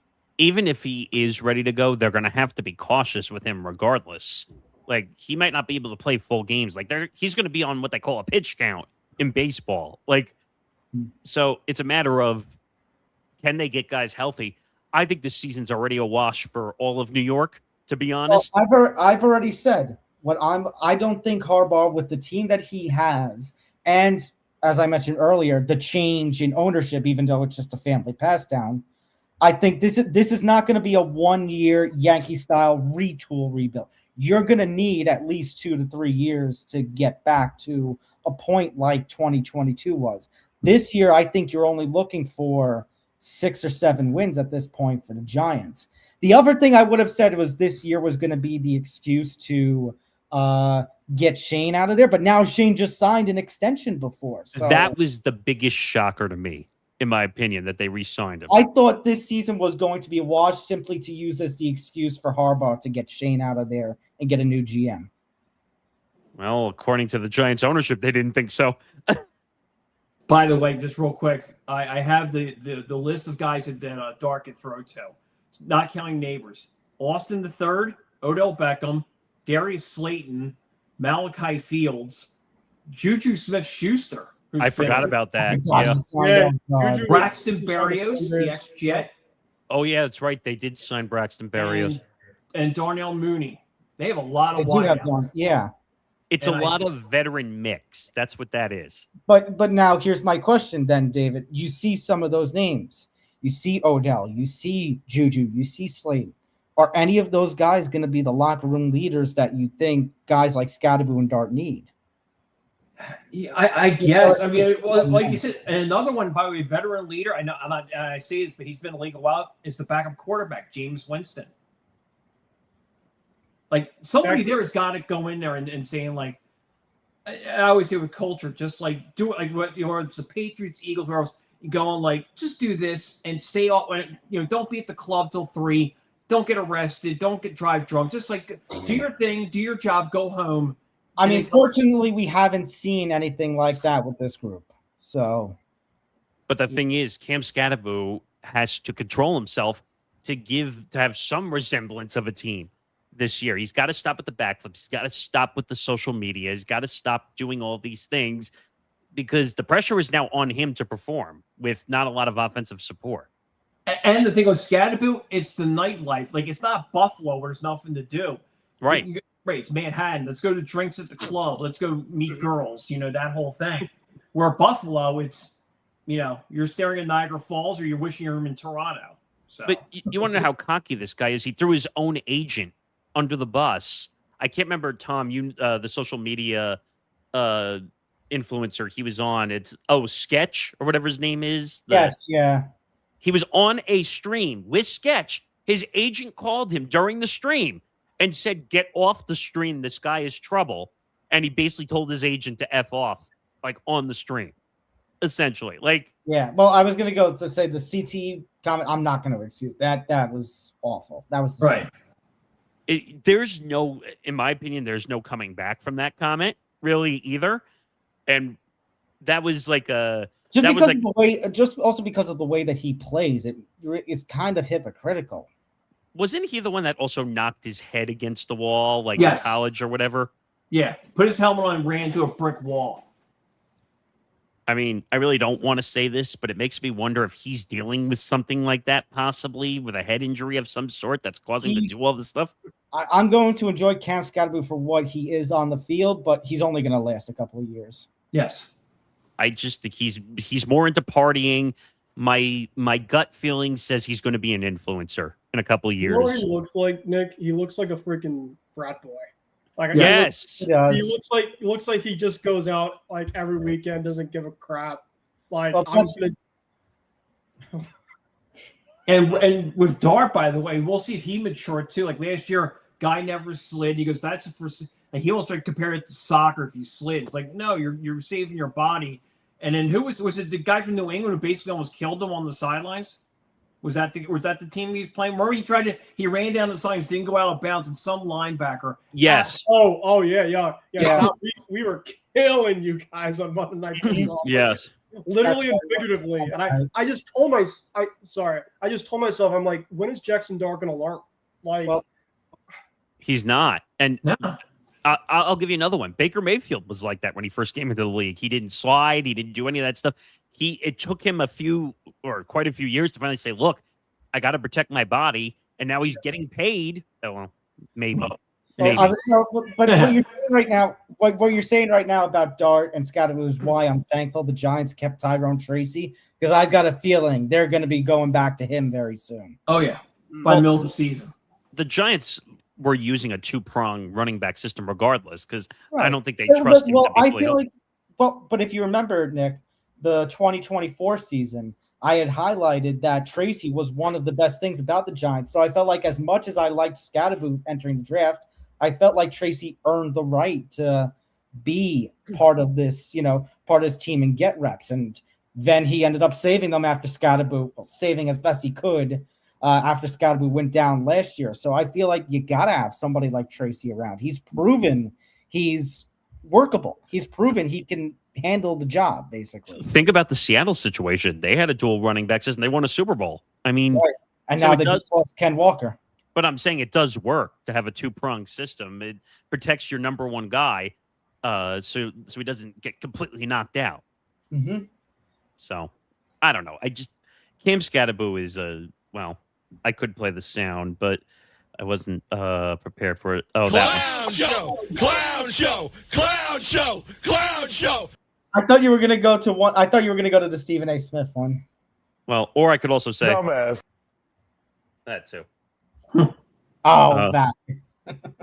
All right, what's next? All right. Well, we're gonna move on to the sports business side of things, and we're gonna move over to the world of soccer, because if you thought everything was done after the FIFA World Cup, oh no, it got worse, and it could have gotten even worse. So FIFA President Gianni Infantino officially has walked back a proposal involving the commercial sell-off and equity licensing of specific FIFA World Cup media and operational rights. He was going to give these out, and sell these off, but then members of European confederations, UEFA, national federations, and fan advocacy group voiced strong pushback regarding the monetization, scheduling overexpansion, and potential loss of traditional broadcast access, to the point where UEFA, and think about what UEFA consists of, a lot of, if not all, the European countries, which are very major teams and competitors when it comes to events like the World Cup, said, we're going to withdraw. We're not going to compete in 2030. We're not going to compete in next year's Women's World Cup that's supposed to be on Netflix, if you are going to do something like this. And eventually Infantino gave in to the pressure and called off this. So let's start things off with, I guess we'll start things off with Nick. Is this FIFA listening to the fans, or is this simply a realization that they pushed too far? Actually, no. This is FIFA listening to the 212 members of the FIFA Congress, because what ended up happening was Infantino got a little too greedy trying to sell private shares to the non-profitable side of the business, and the members basically said, "Look, we don't need private equity. We're doing fine as it is already." We had big numbers at the World Cup. I think at one point we were averaging like close to 45 or 50 million who watched the last match for Team USA. There's no need. I get it. We're in a society now where everyone wants to get into private equity and private investment, but it comes at a cost. Look what happened with NIL and all the stuff that's going on in college sports. With all this private equity, with Redbird investment and all that stuff that was going on. And it's now leading to issues where you have guys crisscrossing the country going to teams before their NIL deals are up, and they have to pay the money back to the franchises. So it doesn't look good. It's more on the FIFA Congress, not on the media or any of that. Now, like you said, the Women's World Cup is going to be on Netflix. I think those numbers are going to be terrible, by the way, because you're putting it behind a paywall.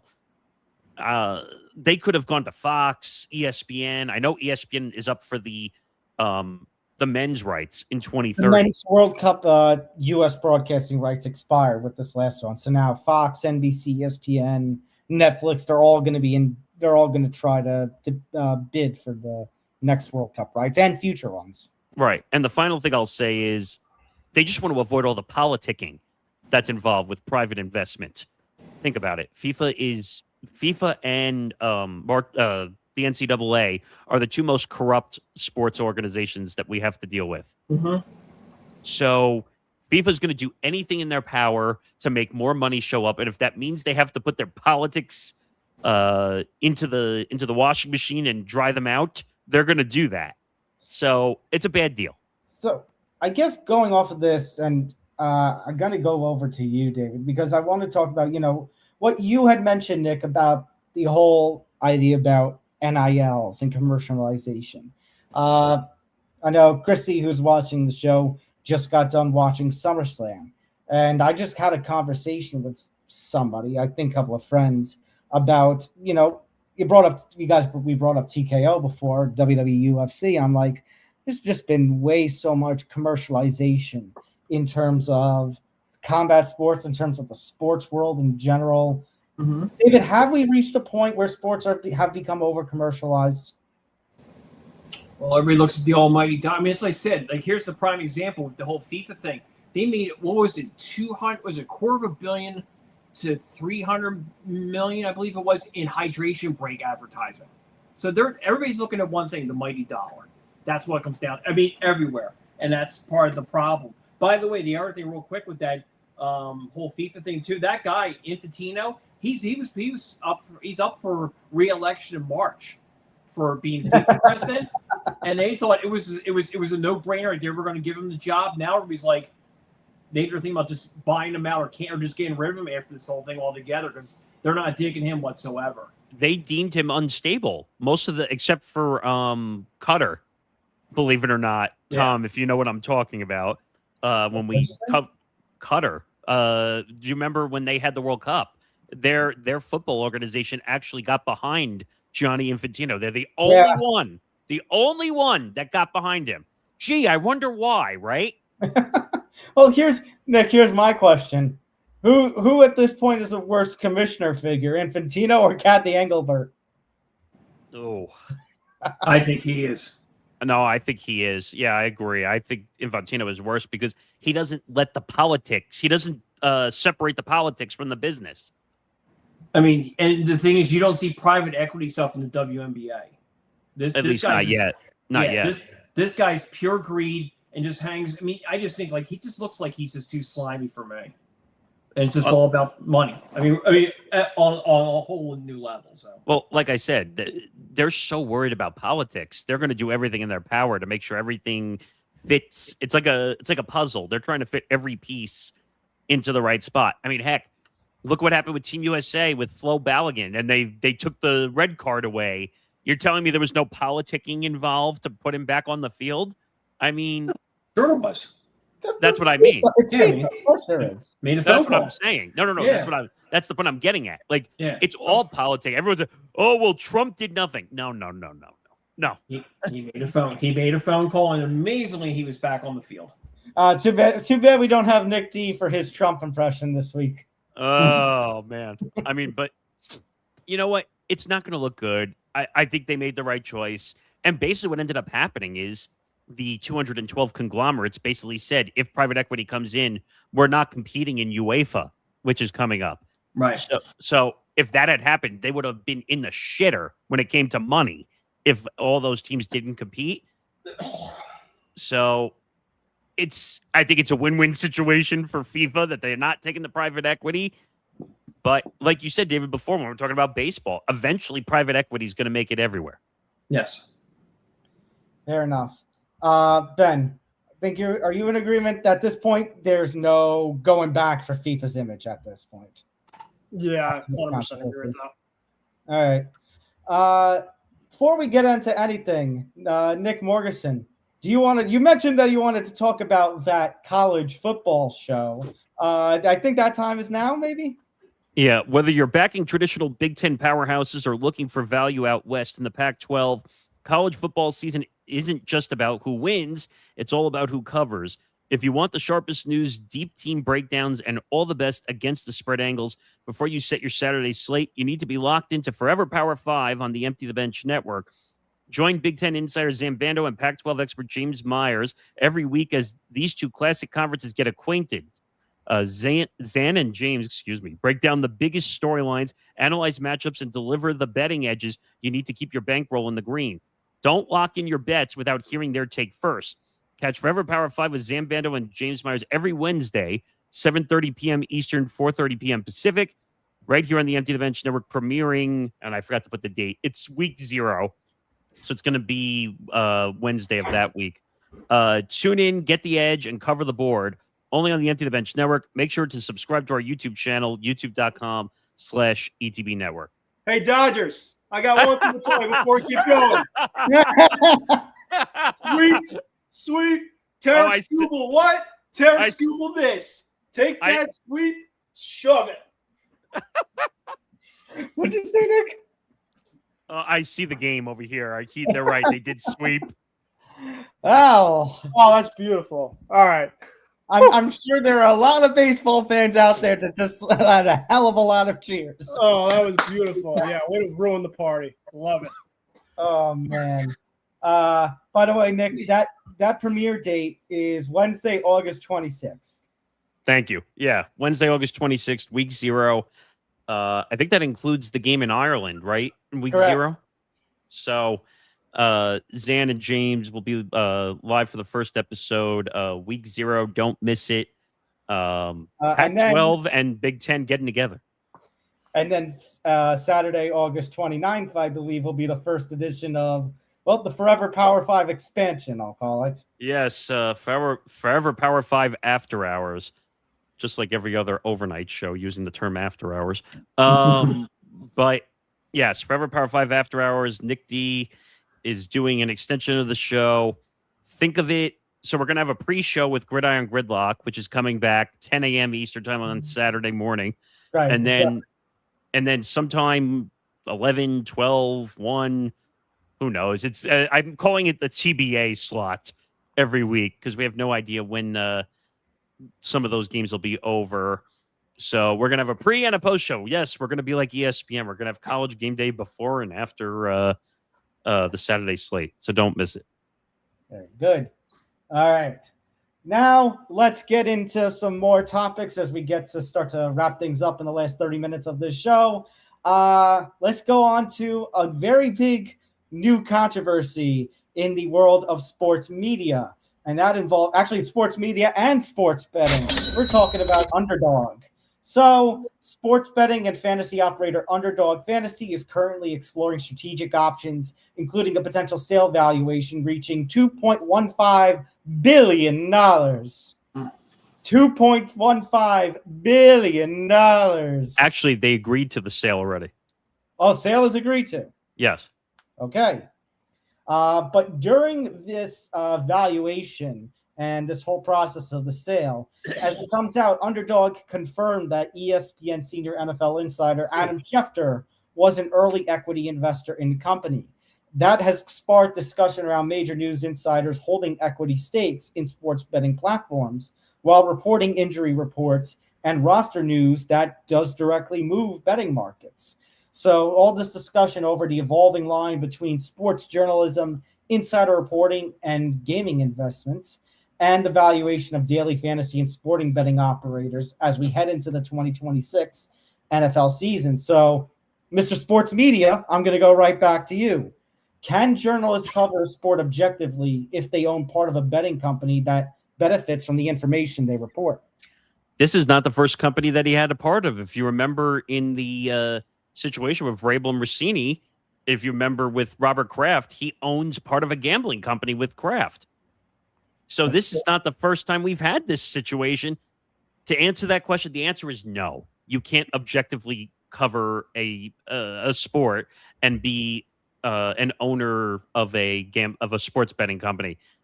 That's conflict of interest. Go ask Shams. Now, he wasn't an owner, but remember, he was sponsored by FanDuel, and they were doing the NBA draft. Do you remember that picks were getting tipped, and people were like, yeah, you can't be an insider and represented by a gambling company.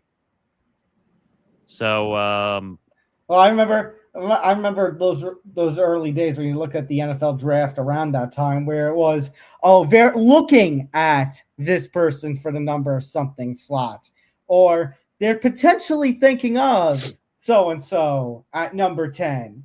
They are inquiring about this person at number 13. Yeah, you can't do that. To be honest, if he has ownership in that company, and now I don't know how long ago this investment was, so I'm assuming he's been at ESPN for a long time. So I'm going to say he probably was at ESPN when this investment happened. This is conflict of interest written all over it. You can't be an insider and you can't be an owner of a sports betting company, period. I guess the only thing to that, and I'm not saying I disagree with you. I 100% agree with you. I just don't know if there's really going to be any consequence when you consider that ESPN covers the NFL with all their NFL programming and airing Monday Night Football, but the NFL and ESPN now have ownership together. Right.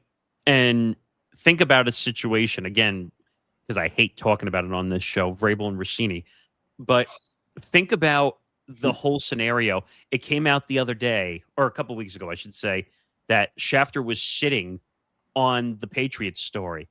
And then it came out that Kraft and Schefter own the sports betting company together. You tell me that's not a conflict of interest? Oh, it absolutely is. But then, Nick, would you say that the ESPN NFL Network deal is also conflict of interest? No, because that's strictly doing business for distribution, not betting. The owner, him having an investment in betting companies, that is a major red flag because he's covering the sport that the app could be accepting bets for. I guess I'm just thinking it from the standpoint of, could ESPN withhold on reporting something negative about the NFL? That's what I'm saying. Yeah, you're exactly right. You're 100% on the nose with that. So, like I said, he withheld the reporting on the Vrabel Rossini story because he didn't want stuff getting out. So he can't. This is bad. This has bad written all over it. Ben, if this happened in baseball with somebody like a Jeff Passan or a Ken Rosenthal, how would fans react and how would media react? Would it be any different from what we're seeing here with Adam Schefter? No, I mean, there would be an outrage, right? You have, the illegal betting that we have seen, at least around sports, and definitely, football in general. What would be the massive difference between that and baseball? There wouldn't be. It would just be the same exact type of problem. There would be a lot of debates of what's the right thing, what's the wrong thing of it, and it's just like, you can make a ton of conspiracies about it, regardless of if you think it's right or not. It's something that you have to take into account, when you're obviously making decisions like this, and clearly it's something that they have a lot of issues with.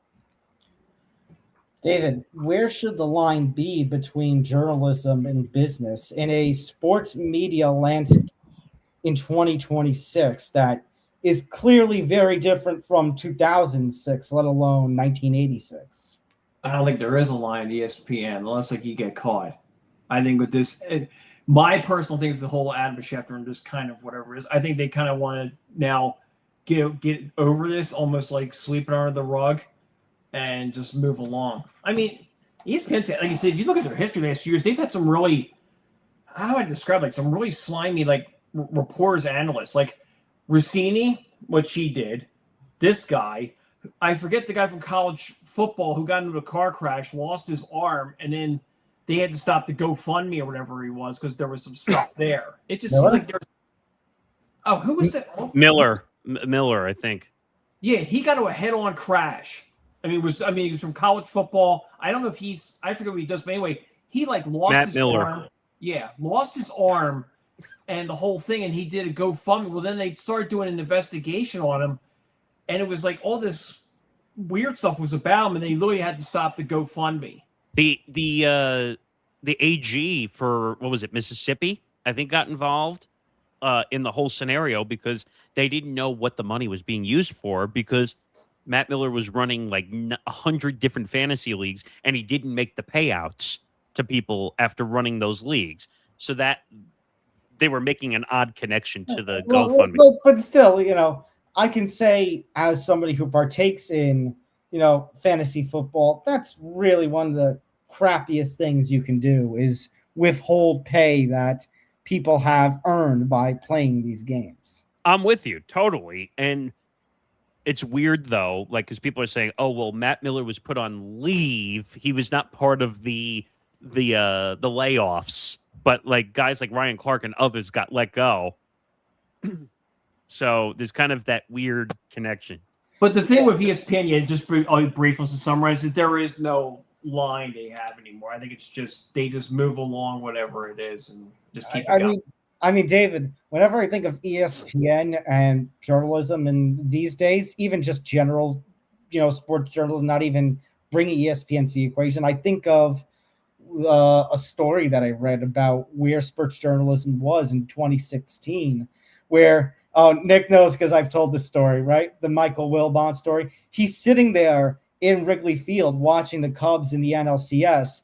He gets a phone call about, hey, like they're scrambling. Can you get down there and do some sort of report on television post-game? And he says, I'm in a Cubs jersey. I'm in the crowd. And they're like, nobody cares. Wow. He was essentially told, basically, nobody will care about that. Even though he's not the number one rule we're taught in J school is about neutrality. Yeah, but what the one argument I would make, he's a fan that night, not working. Right.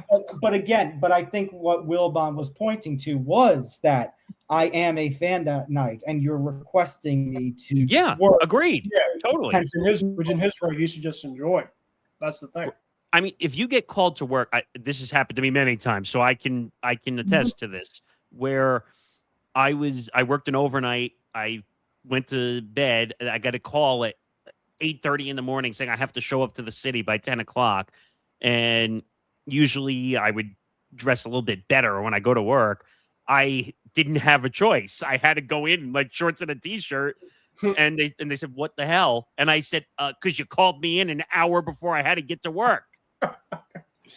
And I think what Wilbon's point was, if he goes on the air with a Cubs jersey, he was afraid of potential outrage because he's breaking a rule about how somebody in journalism, somebody in media, is supposed to be neutral. So, right. And I'd say clear, supposed to be.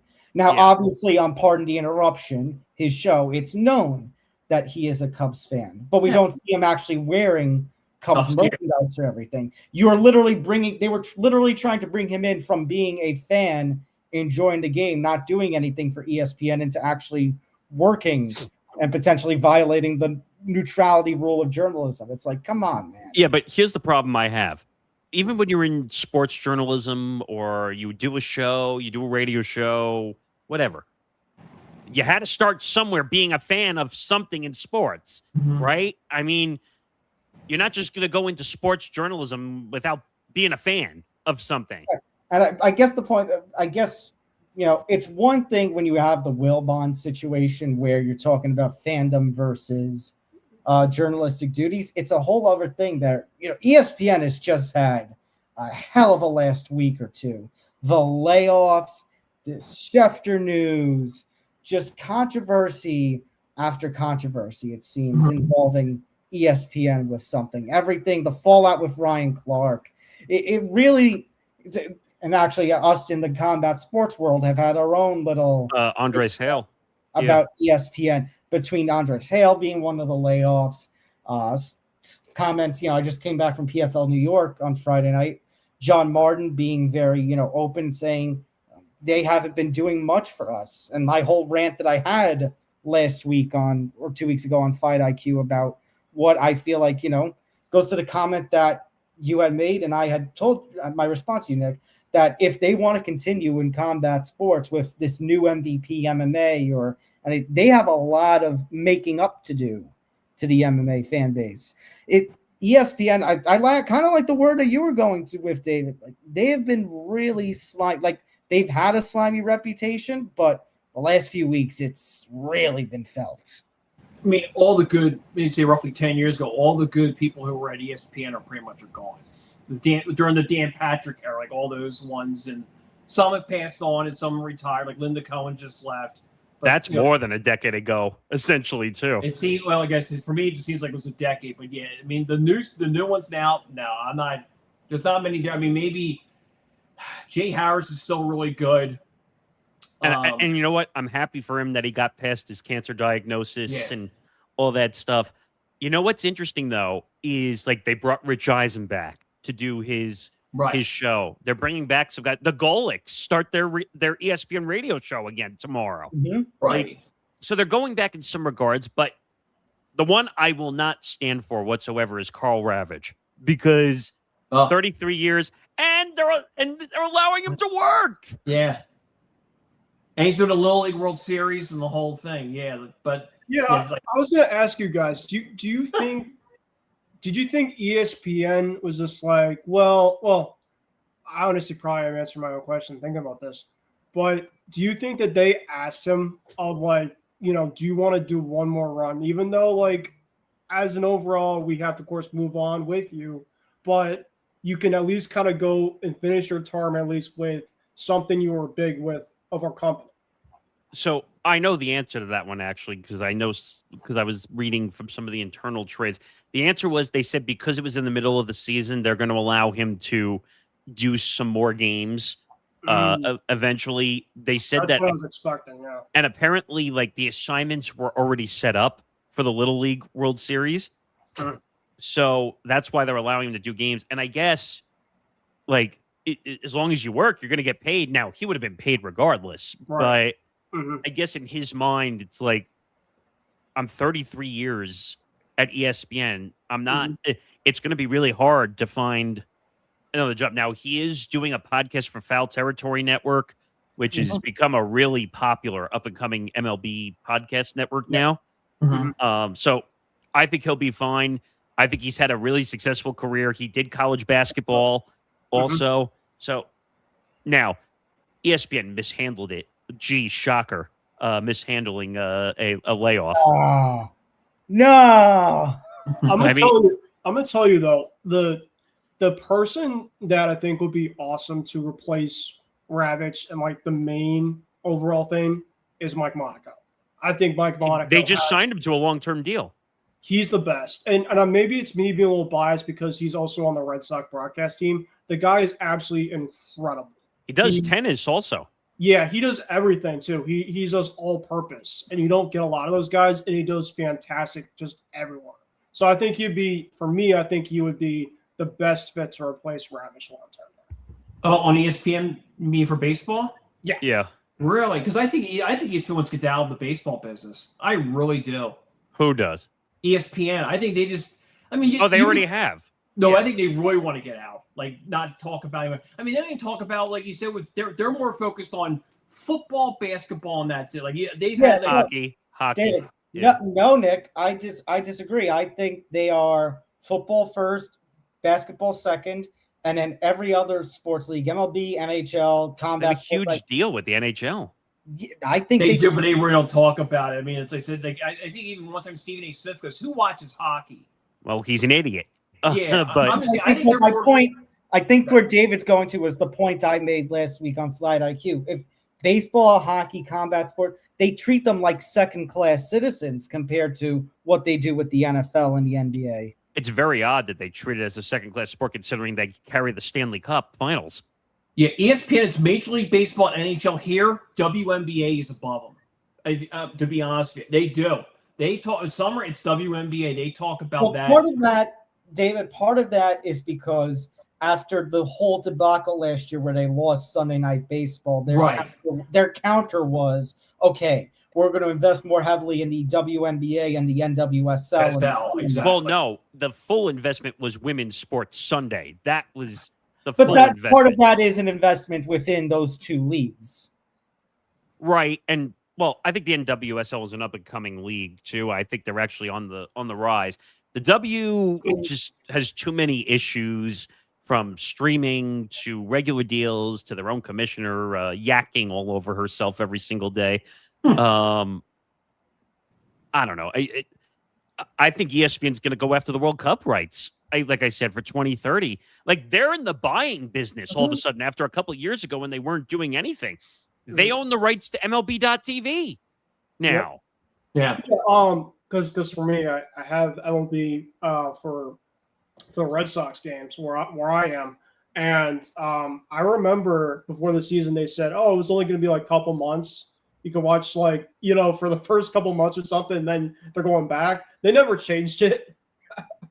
So I mean, I like it personally because now it's like, because sometimes when you have like MLB TV and stuff like that, like like of course buffering has of course problems and stuff. So I can at least don't go back and forth, and more times than not, most of the time when I watch games, I have no issues anymore.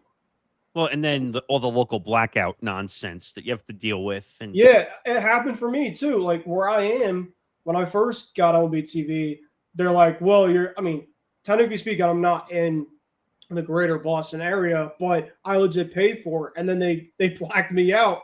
And I called them with BTV. I said, guys, I literally just bought for the whole entire package. What are we doing here? They finally changed it back, but yeah, it was. All right. Should we move on? Because we got to get through some. Right. Yeah. Like, I guess the point that I'm just going to finish off on is, that this Adam Schefter thing is just the latest in another round of a debacle that ESPN has become at this point. Yes. All right. Last topic for the episode. We're going to talk about, we already talked about one Giants team. We're going to talk about another. And we're going to talk about a situation where somebody's contract, somebody's pay is actually being withheld. And it involves Nick, a former New York Yankee. And Met. What? I think he was a Met too. And former Met, yeah. Guys, really quick before MLB stuff, Adley Rutschman and Yankee stuff is extremely real right now. I'll keep you all. Oh my God. I'll keep you all tuned in right now. But there's a ton of smoke right now online, so I'll keep you all posted while you're out talking. I'm not surprised. Well, catcher is one of the needs for the Yankees in this trade deadline, so Yep, that's going to be interesting. Yep. Anyway, I'll keep you all soon though. Outfielder Harrison Bader was involved in a non-baseball injury incident involving a motor scooter. We talked about it, yeah. Me and Dave. The San Francisco Giants announced they are withholding pay and placing Bader on non-payment status while conducting an internal investigation into the details of the accident. Standard Uniform Player Contracts, UPCs, contain explicit clauses prohibiting players from engaging in high-risk non-baseball activities, ride motorcycles, personal scooters, extreme sports, without prior club authorization. So, hold on, where are we? Let's start things off with. Wait a minute. Can I just wait a minute? Can I just add something to the conversation first? What?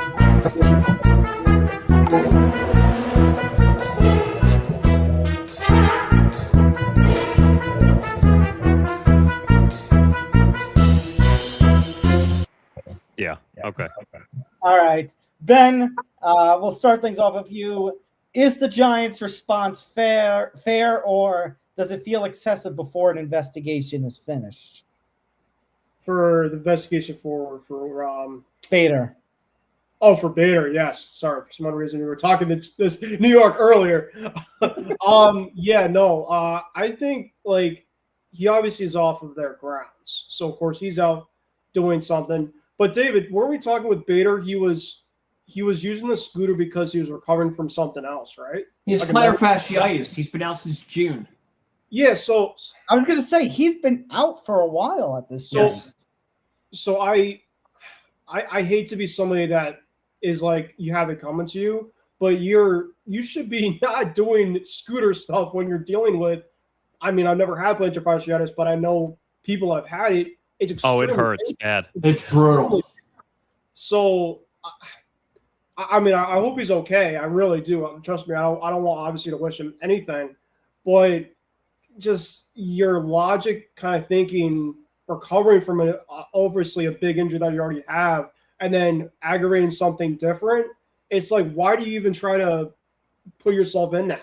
Like, but in terms of the team, like the team obviously is going to do what they can do, but this is on the overall player and Bader. Like you didn't have to do anything to do this at all. Well, the thing is, and I'll be quick on this, they said they went back to his history. When he was at the University of Florida, he got into a scooter accident back then and missed 19 games. They actually suspended him because he was on a scooter and doing dumb stuff. He had to apologize to the team. So this guy Didn't he get run over by a fire truck? He did. And that's how he hurt his foot even more. And they think he was drunk. It was 2 o'clock in the morning. Like you said, and you're supposed to be out. So I think what's going to happen here real quick is the Giants will just, at the end, will void out his contract after this. Like, he won't pay him now, and then they'll just, like, that's why he explains why he's bounced around from team to team. Phillies, Twins, Mets. You can go around the list. Yankees. Yeah. Yeah. I guess that's the difference, Nick, to bring back our old conversation, with Fernando Tatis. Tatis at the time, and still you can say is, I think the situation right now is more of what the hell's going on with the Padres and the Dodgers being the Dodgers. That Tatis has an ability, and Tatis has, is a star on that team. Now, granted, we should also mention, Nick, when we had that conversation, that very infamous moment, that was also 2 years or so before the PED violation that got him suspended. So we did not know that at the time. Well, he was on rehab, if I remember correctly. Callan told me this the other day. He was on rehab coming back, and that's when he got dinged for the PED violation.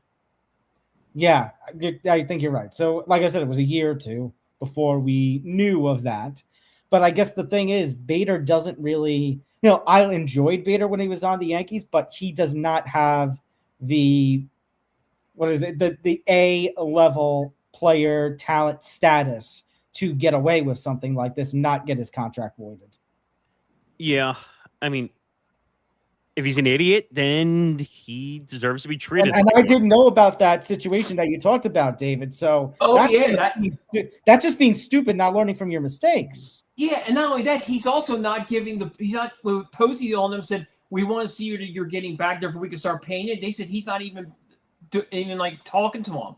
So and he's also getting $10 million next year. So I just be like, void out all of his contracts and then just be I didn't even know if he was coming back this season. No, he's not. Yeah, after this, I mean, he's out. He's done for the season. Right. No, but I mean, like before this happened, I thought he was done already at that point. I think he was pretty much done because the season in San Francisco's been a disaster. And yeah, I think they were just worse. So they could say he's going to lose out. They said now 1.45 mil this year and then possibly 10 mil next year.